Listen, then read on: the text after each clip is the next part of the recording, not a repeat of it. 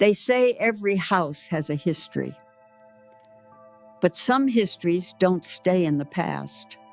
Tonight, we take you into a property bought for cheap, a 2-bedroom fixer-upper meant to be a fresh start, a retreat from a bad memory. But what the narrator found wasn't peace. It was a presence, a methodical scraping in the walls, whispers in the vents, and a locked door in the basement that should have never been opened. Get ready to feel the floorboards creak beneath your own bed, because on Dark Facts, we're about to show you what happens when the thing you're trying to escape finds a way to dig its way out from the inside.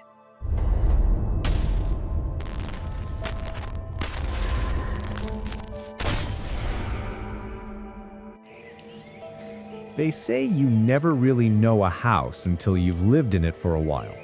I bought mine cheap. Now I realize, too cheap.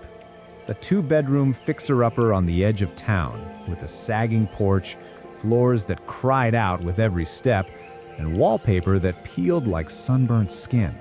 But I saw potential.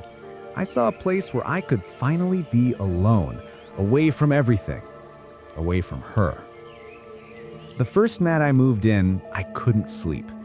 It wasn't my usual insomnia, it was the sound, a scraping, slow and deliberate, coming from inside the walls.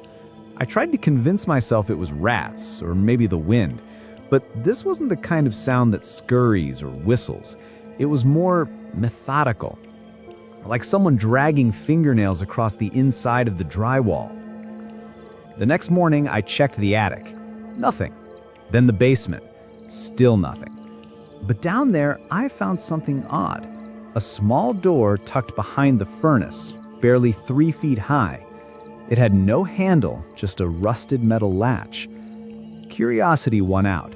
I pried it open.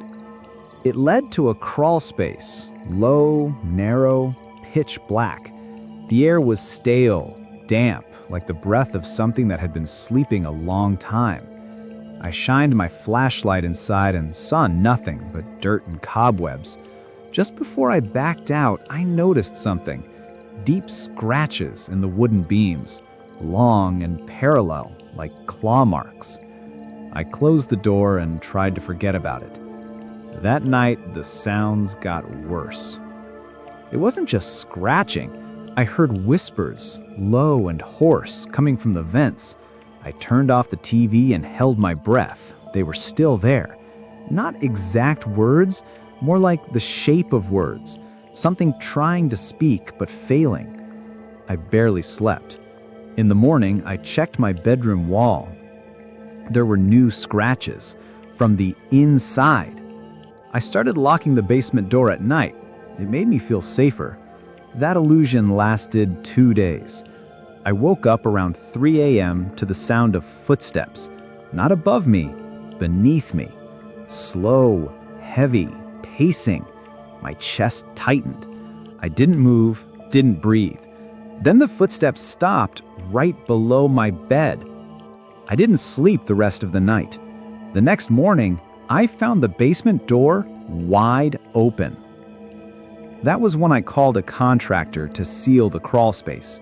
He arrived, went down with his tools, and didn't come back up for 20 minutes. When he did, he looked pale, shaken. He said, "There's something weird down there, like symbols carved into the beams, old ones. You didn't put those there, right?" I shook my head. He didn't say anything else. He just packed up and left without doing the work. I tried to seal it myself, hammered boards over the little door, stacked bricks in front of it. That night, I heard the boards crack. Not from the house settling, from something pushing. I don't remember falling asleep, but I woke to find dirt, damp black dirt on the floor of my bedroom, and a handprint smeared on the wall. Long fingers. Too many of them. I should have left. I know that now. But I stayed one more night. Just one more. I don't think I ever woke up, because now I hear the whispers all the time. Not through the vents, but in my head.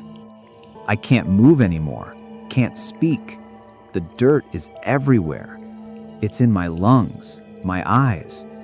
And sometimes when the house is quiet, I hear footsteps upstairs. Someone else has moved in. I hope they don't find the door. The chilling truth of this story is that the narrator never left the house. The house simply claimed him. The question remains, who is the new tenant, and are they destined to find the door too?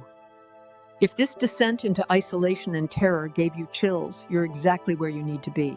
Don't let your connection to the dark side fade. Hit that like button to tell us you survived the night, and make sure you subscribe to Dark Facts for more stories that redefine reality. And of course, ring the notification bell so you're instantly alerted when our next descent into the darkness begins.